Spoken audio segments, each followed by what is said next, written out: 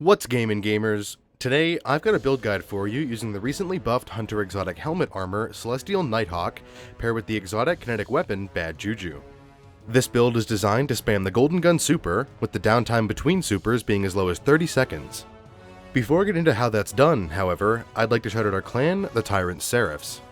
If you're looking for people to play any content in Destiny with, ranging from ritual playlist and seasonal activities all the way to raids and Grandmaster strikes, feel free to join the Discord server.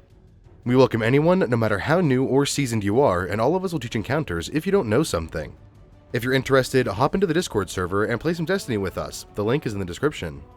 Additionally, if you'd like to watch me play games more often, come hang out with me on Twitch. I usually play whatever game I feel like over there, so if that interests you, the link for that is in the description. To get into the build itself, I'll start with the exotic helmet, Celestial Nighthawk, and I'll describe the Bad Juju Exotic pulse rifle later in the video. Celestial Nighthawk has the exotic perk Hawkeye Hack, which causes precision final blows to grant between 1.5% and 4% super energy per kill, depending on the tier of enemy killed. Hawkeye Hack also modifies your Golden Gun, causing it to shoot a single bullet that deals 675% increased damage.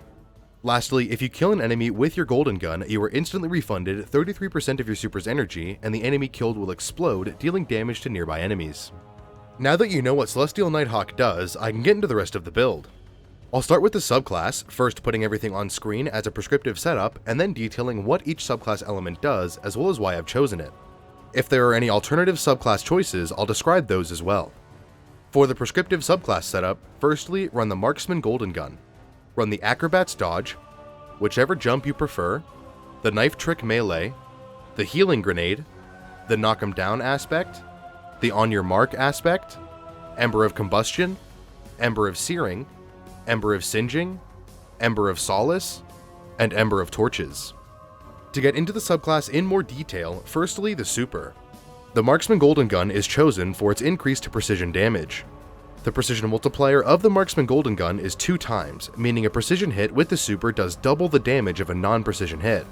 Furthermore, when you get a precision hit with the Marksman Golden Gun, 2 orbs of power are summoned, granting you super energy upon their pickup. Next, the Acrobat's Dodge is chosen as it's a free source of the Radiant buff. As this build mostly takes advantage of the Bad Juju Exotic pulse rifle and not a solar weapon, the Acrobat's Dodge is chosen as it's the easiest way to proc Radiant when you need it. Radiant increases all outgoing damage by 25%, including the Golden Gun's damage, making it incredibly useful to proc Radiant before using your Golden Gun. Acrobat's Dodge can be used while your Golden Gun is active, which is generally safer to do, as being in the roaming super of the Golden Gun grants you a 60% damage resistance to incoming damage. For the melee ability, you can really use whichever one you want. I choose to run the Knife Trick Melee as it has the shortest base cooldown, and I find it to be the easiest to use. The melee isn't used all too often anyways, with it mostly being a simple way of being granted the Radiant buff and to proc Ember of Singeing to recharge the Acrobat's Dodge faster. As for the grenade, the Healing Grenade is chosen as this build doesn't have any way of being granted a significant source of survivability outside of it. There's no explicit damage resistance tools outside of being in the Golden Gun super, and there aren't any other notable sources of cure or restoration. You can run a damaging grenade if you want, but Bad Juju clears adds incredibly effectively, and any bosses you might want to throw a grenade at will just be Golden Gunned anyways. Onto the aspects, firstly, Knock 'em Down. Knock 'em Down will increase the duration of your Marksman Golden Gun by 4 seconds, allowing you more time to line up a precision hit on a boss if you need it. Additionally, while you have the Radiant buff active, Knock 'em Down causes any powered melee final blow to fully refund your powered melee. If running the Ember of Torches fragment, as this build does, if you kill an enemy before you proc the Radiant buff with your melee ability, it will still be fully refunded, as damaging that enemy with your knife procs Radiant via Ember of Torches. This allows you to use the Knife Trick as a close-range ad-clearing utility if you need it, as well as allowing you to effectively infinitely chain the Radiant buff so long as you kill enemies with your throwing knife. Next, the On Your Mark aspect will cause precision final blows to increase yours and your nearby allies' reload speed and weapon handling stats for 3 seconds. On Your Mark stacks 3 times, and at its maximum of 3 stacks, grants you and allies 45 points to both your weapon's handling stat and reload speed stat for its duration. Furthermore, upon the use of your class ability, you're granted all 3 stacks of On Your Mark instantly. Admittedly, as Bad Juju reloads itself when getting kills, this isn't all too important. However, On Your Mark grants this build 3 fragment slots, which this build takes full advantage of. As for those fragments, firstly, Ember of Combustion. Ember of Combustion will cause final blows with your super to cause the target killed to ignite, as well as summoning a fire sprite at that enemy's location. This works best when using your golden gun against mini-bosses, as those are the enemies you'll be killing with the golden gun, but that doesn't make this fragment any less useful. Igniting enemies upon kill will clear any and all adds nearby to them, making your golden gun act like a mini blade barrage if you get a kill with it. The fire sprite is also useful, as it will grant you grenade energy upon its collection. Next, Ember of Torches will cause powered melee attacks to grant you the Radiant buff. This is important as it synergizes with the knock 'em down aspect to refund your melee ability upon getting kills with it, as well as being a very easy way of being granted the Radiant buff. Radiant increases the damage of all of your weapons, so its uptime can be important for dealing with higher health enemies. The third fragment is Ember of Searing. Ember of Searing will cause the defeat of scorched targets to grant a differing amount of melee energy depending on the tier of enemy killed, with higher tier enemies granting more melee energy. Furthermore, and more importantly, Ember of Searing summons a fire sprite upon the defeat of any scorched target. Upon collection, fire sprites grant grenade energy, which helps noticeably with your healing grenades uptime. Fourth for fragments is Ember of Singeing. Ember of Singeing will grant you a 300% increase to your class ability's recharge rate upon the application of Scorch to any enemy for 3 seconds. Its 3-second duration doubles as its cooldown and can't be reprocced until the 3-second timer has elapsed. This will help significantly with your Acrobat's dodge's uptime, which will be important for this build as a free source of the Radiant buff. Lastly for fragments is Ember of Solace. Ember of Solace will cause any Radiant and Restoration effect applied to you to last 50% longer, increasing their uptime. This is important as the main weapon used with this build is Bad Juju, which isn't a solar weapon, and as such isn't able to increase the duration of these buffs if the Ember of Empyrean fragment were used. With the subclass setup now detailed, I can get into some seasonal artifact mods that will help this build if you're watching this video during Season 23, the Season of the Wish. There are a few mods to take advantage of with this season's artifact as it synergizes quite well with the solar subclass. Firstly, as this build uses the Bad Juju Pulse Rifle, use the Overload Pulse Rifle mod for increased utility. When applying Overload to enemies who aren't Overload champions, said enemy will deal 25% less outgoing damage for 6.5 seconds, which can be reapplied indefinitely so long as the Overload debuff is reapplied. This is a really useful survivability tool and is itself enough reason to use the Overload Pulse Rifle mod. Next, run the Heart of the Flame mod. Heart of the Flame will increase the damage of your solar super upon its cast, with nearby allies further increasing the damage boost granted to your solar super. Heart of the Flame will also grant you the Radiant buff instantly upon casting your super, allowing you to use your Acrobat's dodge freely to buff your Bad Juju's outgoing damage. This mod does work while solo, making it necessary for use with this build. The third mod to run is Revitalizing Blast. Revitalizing Blast will cause the Void Weaken effect to be applied to any boss or champion damaged by your solar abilities for 6 seconds. This is a 15% debuff, which allows your weapons and your super to deal 15% more damage to enemies affected by this Weaken effect. Lastly, if running content by yourself, the Solo Operative mod is a must-use mod. Solo Operative increases all of your outgoing damage by 15%, so long as you are the only member of your fire team. This mod has no effect when you're in a fire team, but is a fantastic utility for solo players. With the seasonal artifact now detailed, I'll get into the armor setup to use with this build, starting with stat distribution. In the top 3 stat grouping of Mobility, Resilience, and Recovery, spec into Resilience first, with Recovery second, and Mobility third. Resilience is very important to spec into. Each tier of Resilience grants an additive 3% damage resistance, as well as increasing your total amount of health and shields, making Resilience especially important to have for harder difficulty content.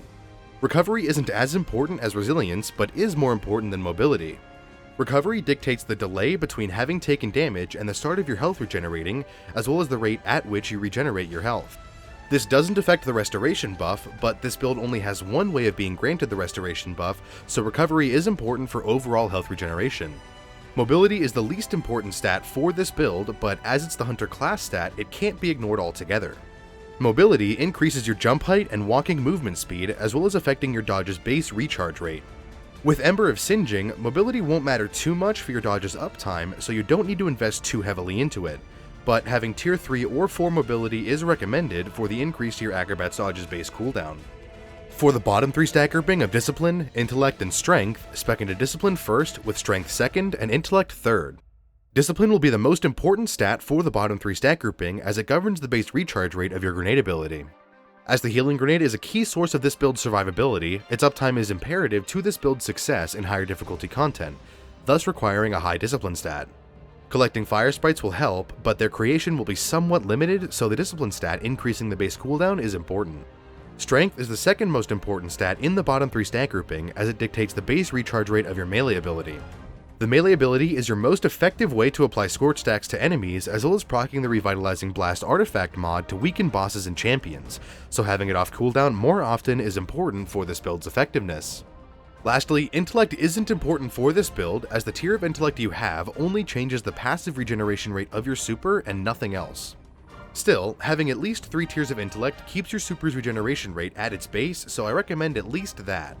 My armor stats have me at 40 mobility, 91 resilience, 71 recovery, 91 discipline, 30 intellect, and 71 strength. With the armor's stat distribution now detailed, I can get into the armor's mod setup for this build. I'll start by putting everything on screen first as a prescriptive setup.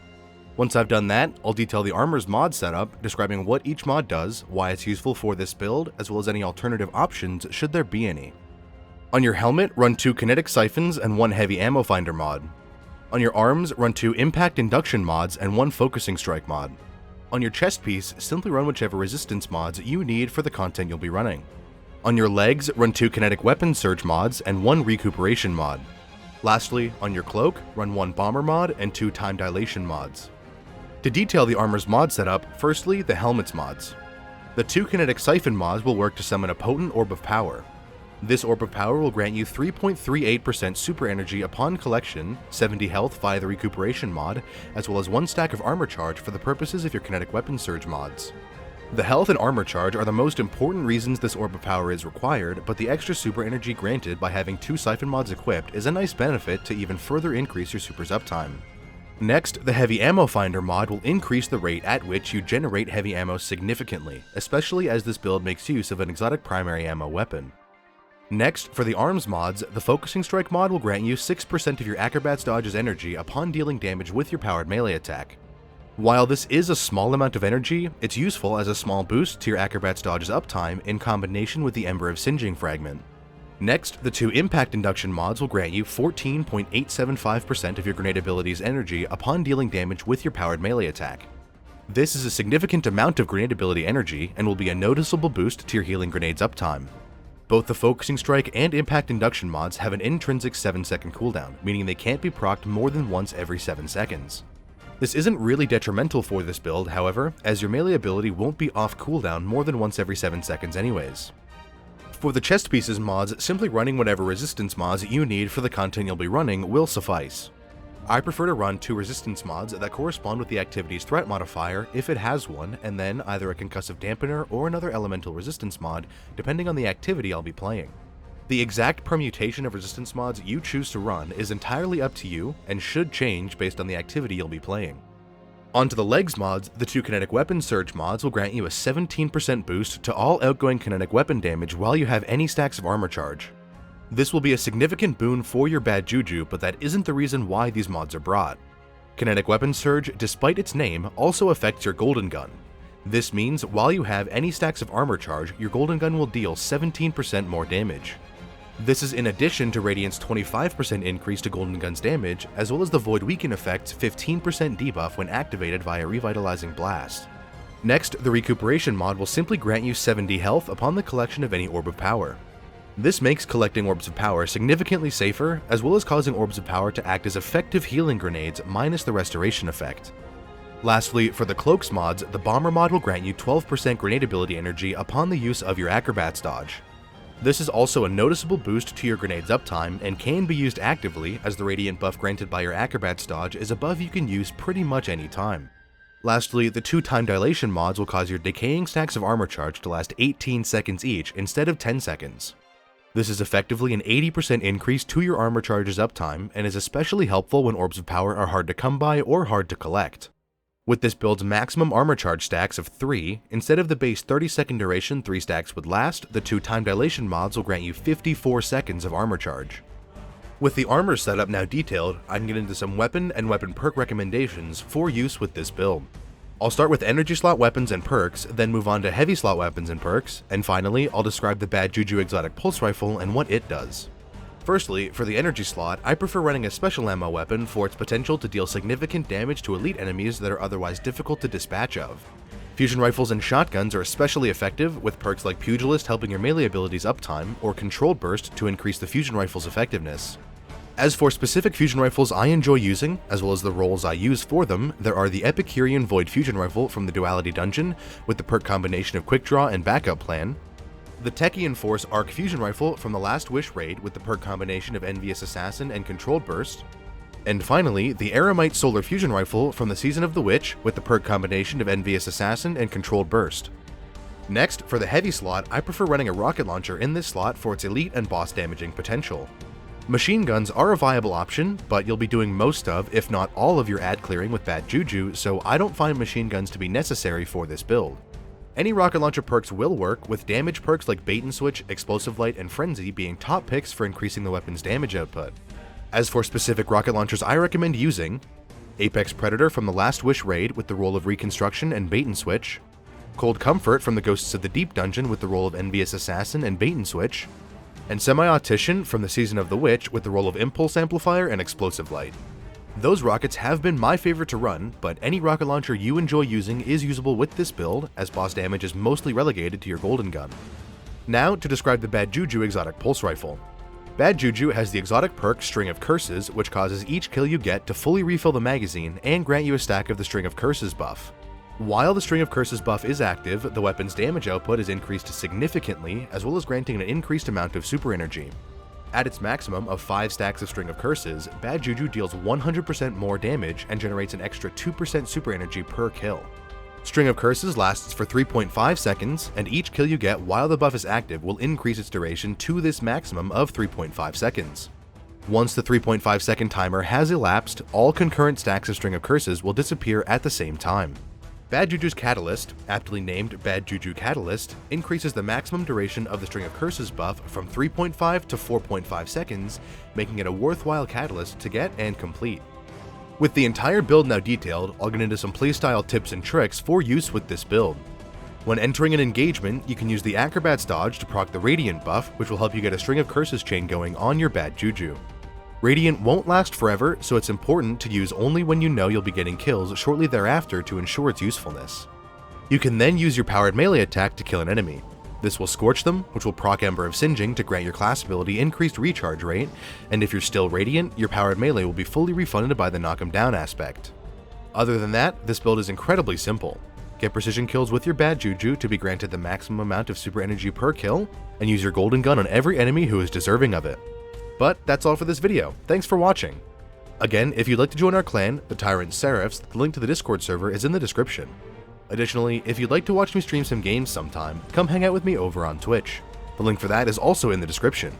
If you have any questions or constructive criticisms, please leave them in the comments. I read all of them and reply to all that I can. Thank you again for watching, and have a great day.